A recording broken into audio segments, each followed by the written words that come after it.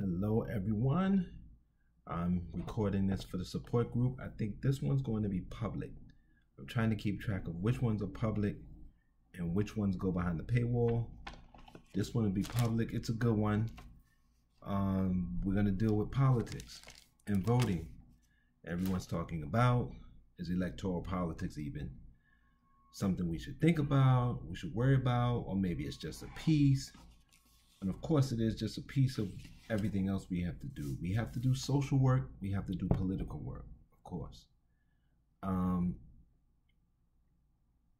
You can tell I'm old. I still save the spaghetti jars. We have to do the political. We have to do the social work. And the social work, what can I tell you? We're not doing it like we should be. Some people call it mutual aid. I just call it being a community. Bottom line is we need resources. A lot of people want to help. A lot of people want to do it, but they need resources. The non-for-profit world is about to really light up. That's going to be the new way. You got a lot of people who are, what do they call them? PMCs, right? Private managerial class. So they're going to be coming out. They're going to be getting fired. They're going to be getting replaced. And they're going to be starting NGOs. They're going to be starting non-for-profits. I took a class the other week. How to write proposal letters to get money, to get funding. And there's a whole list of people giving funding for all kinds of things. And that's going to be the thing. So if you want to feed people, you're going to get funding for a garden or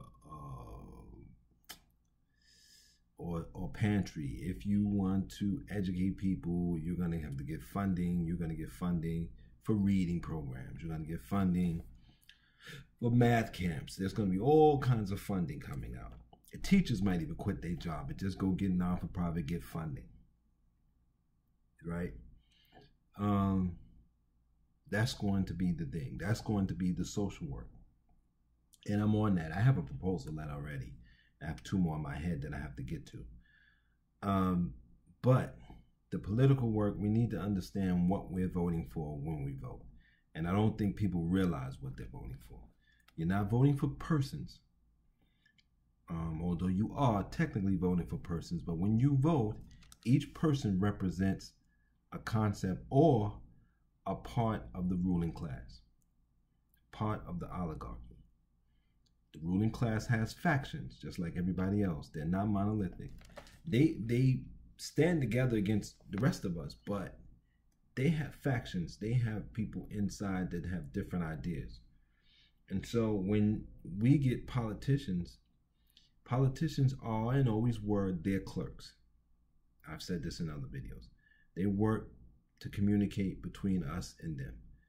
And the job we have to do is tell them, the ruling class, to tell the ruling class, this is what we demand, this is what we need. That's our job to tell them. They go back and tell their bosses, or either they lie to their bosses. But sometimes they lie and say everything's good and things explode. But it's getting more difficult to hide things. The reason why we have to do this is because the masses of us have relinquished all our responsibilities. We've given the ruling class, the oligarchs, all of the power to manage our lives, or every aspect of our lives. We don't educate each other in a communal way. We gave it over to them. We used to have little schoolhouses where you educated the people from your community and things like that. That's gone. We gave it to them. And it's not the politicians and the government that does it, believe me. It's the ruling class that decides what you learn and don't learn. It's the ruling class that decides who goes to college and who doesn't. It's the ruling class that keeps these universities open. White ones, HBCUs, it's the ruling class. If you're in an HBCU and you think that your school is being funded by alumni donations, no. It's ruling class money along with your donations, along with your dues. It's mostly their money, though. Now, I shouldn't say their money because it's all of our money. We all earn it. We all, and actually, we actually earn it. They really just manage everything else. Now, when we get to the point where we're ready to manage our own, police ourselves, educate ourselves and each other, and I'm saying ourselves as far as communities go, then we won't have to do this. But for now, and for what I can see into the foreseeable future, this is the way we have to vote, and this is the way we have to think about voting. Okay, I got my notes. Biden represents a modern version of the American plantation. The masters and their offspring are always on top. If you notice that, you got a lot of rich children who did nothing for this world but be born to wealthy parents. And sometimes Biden represents a concept, sometimes you can join them. Sometimes the servant class, the slave class, whatever you want, can buy their freedom, can even buy slaves. I'm reading a book now, it's not in my handshot, Black Confederates, or Blacks in Gray. And it shows that blacks in the South had slaves and fought on the Confederate side to keep slavery going. So sometimes a number of you, a small number of the servant class can rise up. Sometimes you can buy your freedom. Sometimes you can be allowed to keep some of your crops. That's Biden. That's what Biden represents, that concept. There's still ruling class that want to do that. Trump represents a society of clans. We break down, you got a clan, they got a clan. The Hatfields and the McCoys. I know when I go down south, we're the heads.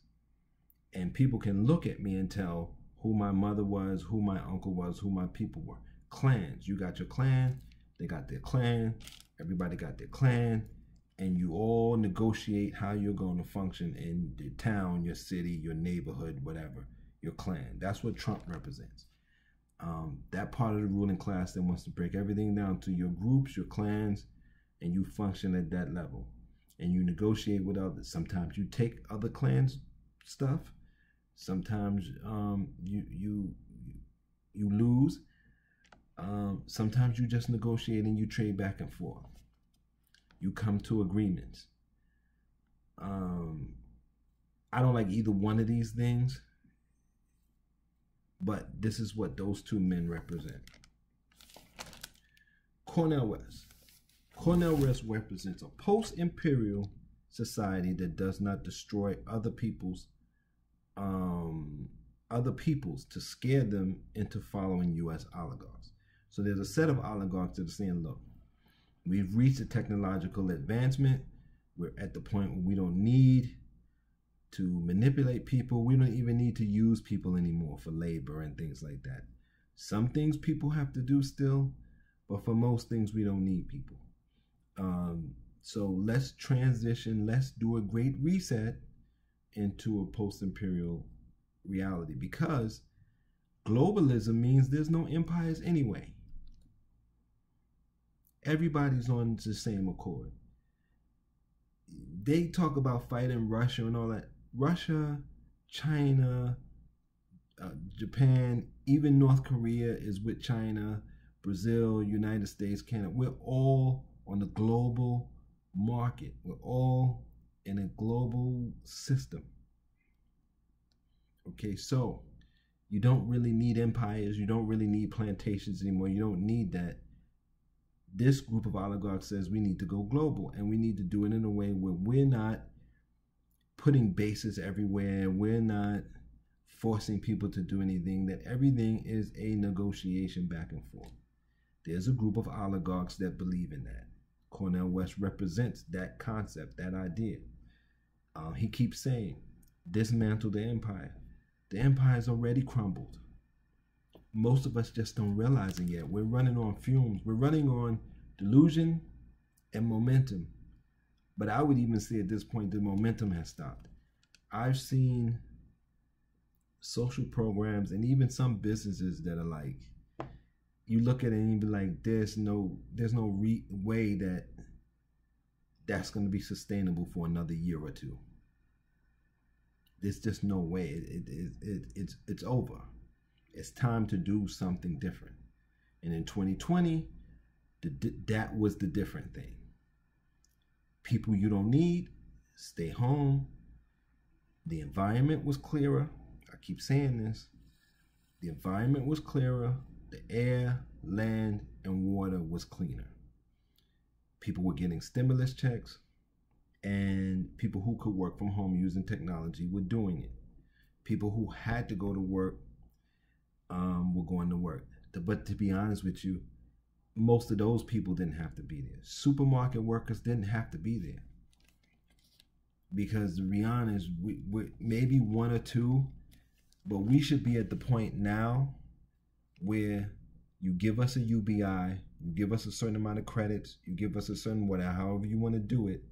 We go in the store, we shop, we ring it out at a self-checkout line, and digitally the money goes to whatever corporation that is. I don't know where you are. You could be Kroger, it could be Food Lion, it could be Stop and Shop, it could be Key Food, whatever the case is.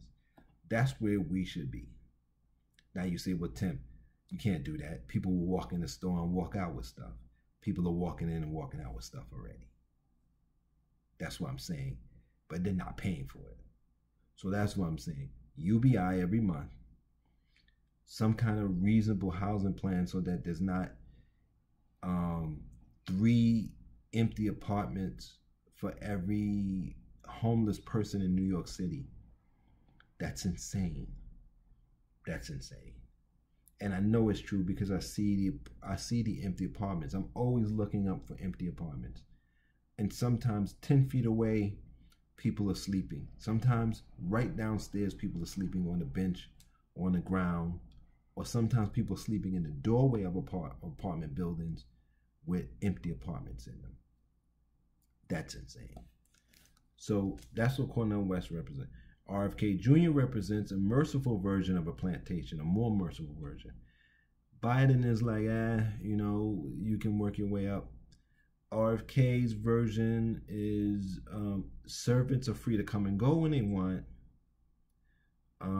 We could keep more of the resources that we cultivate, but we're still kind of tied to the plantation.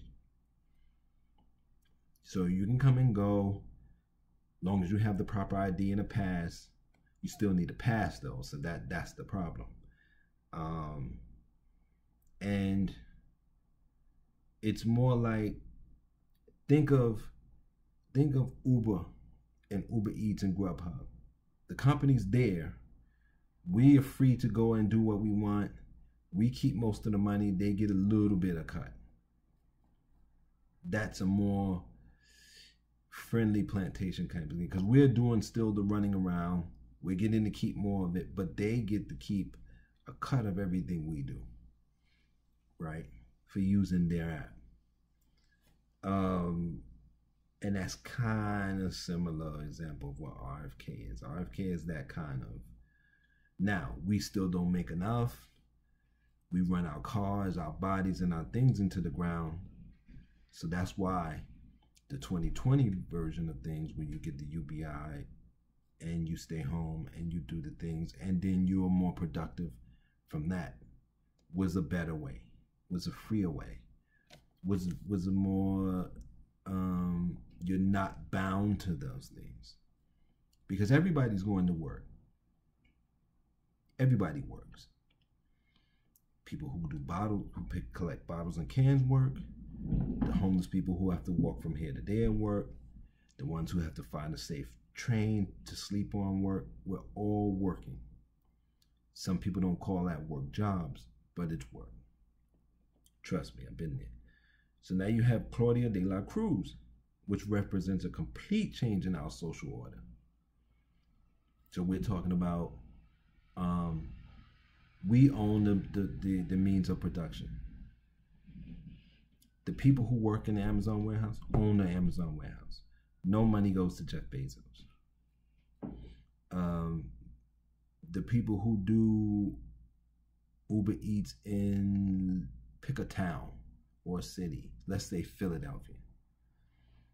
Those people own that thing. So when they work and the people pay into the thing, that goes into, it's split into all of their bank accounts. And there's no fee going nowhere else. Right? When you deliver something and you get your fee and they get a fee, there's no fee going nowhere else. People own the supermarket. So the clerk, the stocker, they own the supermarket. They can still punch in and punch out, but there's no, they don't have to defer to a corporate boss. That's what Claudia de la Cruz represents, right? And I'm not sure you have any ruling class that believes that, but you know what? They're so far from us. They have so much resources that they really could just give everything up and still be so far ahead of us, we would never catch up. But the society would be better. We would produce much better things in a better way. We would be healthier, and we wouldn't resent them because we would be running things. And by the way, in the De La Cruz society, billionaires don't disappear. They own the things where they work at. So let's say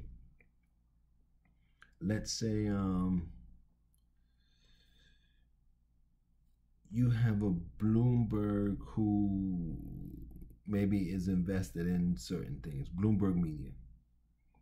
Instead of the people at his television station working for him, they would all own it. If he wants to be part of that, he could, but he would have to come there and do something. He would have to come there and work. Maybe he would be a journalist. Maybe he would be a producer. Maybe he would be a tech person. Whatever it is that he can do, he would be. But he would be part owner, and he would get to share just like everybody else. Of course, he would get to keep whatever he accumulated up until now. But everybody would own where they work. Everybody would be their own bosses, along with a group of people that work there. So you wouldn't have contractors and subcontractors and all of that kind of things like that. So that's what De La Cruz represents. So now you know what the major people represent.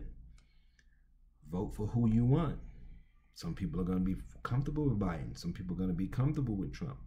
Some people are going to be comfortable with RFK. I bounce back and forth between Cornel West and Claudia de la Cruz. The one thing you have to keep in mind is the social context we live in. So any of these people, you have to think, what are the masses of us going to be able to handle? Okay, because we had kind of the Cornel West thing. We had a taste of it in 2020. A lot of people rejected it, but I think a lot of people are regretting that right now. I think they can go to that and handle that. I would love the De La Cruz Society. I don't have no problem. And at this point, I'm leaning toward her because Cornel West is doing a lot of back and forth with how he's running. And he might not get on all the ballots. He might not even, we don't know what he's going to do. But I love West. I have autographed books of his. I met him once. I met Skip Gates once when I bought the Africana Encyclopedia, and he signed that for me. So I like Cornel West, brilliant brother, and I like Claudia de la Cruz, brilliant sister. So I'm between those two, but everybody's free to vote for who they want. And one thing we have to stop doing, stop hating people for voting for these concepts. Don't look at the person. You got to look at the oligarchs and the ruling class behind that. You got to look at the concepts that they're voting for, right? It's even a little deeper than policy because policy still comes out of concept. So that is what we're going to be doing. Man, these videos are long, but that's okay. And that's what it's about. If you want to see all of these in the support group, join the support group at my Patreon page. We can discuss these things. We can go back and forth in a peaceful manner. We don't have to, without knuckleheads and assholes bothering us. and we can flush these things out, and we can use these things to make better decisions. I'll see you next time for the next support group. I'm already looking at, this one will probably be behind the paywall. Black pathology has become too expensive. I think that's going to be my next one. But you don't have to be a member to see that one. Enjoy the video. Try to stay safe. Take care of yourselves. And see you the next time.